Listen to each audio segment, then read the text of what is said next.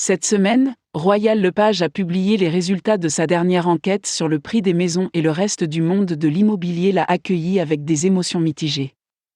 L'enquête a montré que les prix des maisons augmenteront de 4,4% dans la région métropolitaine de Vancouver au cours de la prochaine année.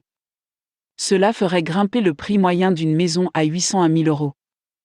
Une bonne nouvelle pour les propriétaires, mais une mauvaise pour les acheteurs. Mais quelle est la probabilité que ce point de pourcentage devienne une réalité à Vancouver? Selon d'autres experts immobiliers, ce chiffre est peut-être un peu trop élevé pour le marché actuel de Vancouver.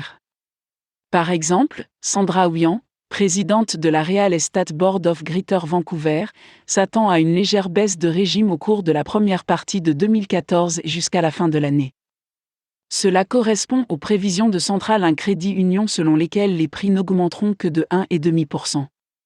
Par rapport à l'augmentation de 2% des prix des maisons l'année dernière, une augmentation de 4,5% serait pour le moins radicale.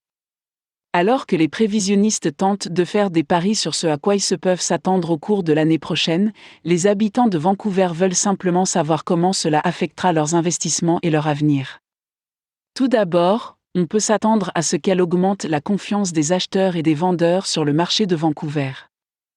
Lorsque les gens voient le prix de l'immobilier remonter vers le nord, ils se sentent plus confiants pour faire un achat et se sentent souvent pressés de prendre la décision maintenant, avant que les prix n'augmentent encore plus.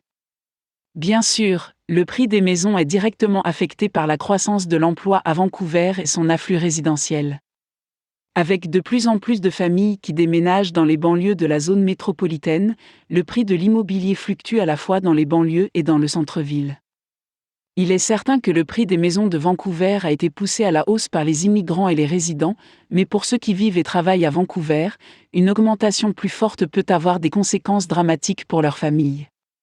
Vivre à Vancouver n'est pas devenu moins cher et, selon les analystes, la tendance ne fera que se poursuivre à mesure que la ville continuera à se développer. Une nouvelle augmentation du prix du logement moyen aura des conséquences dramatiques pour chaque communauté, chaque quartier et chaque famille résidant actuellement dans la zone métropolitaine. Espérons simplement qu'elle aura un effet positif.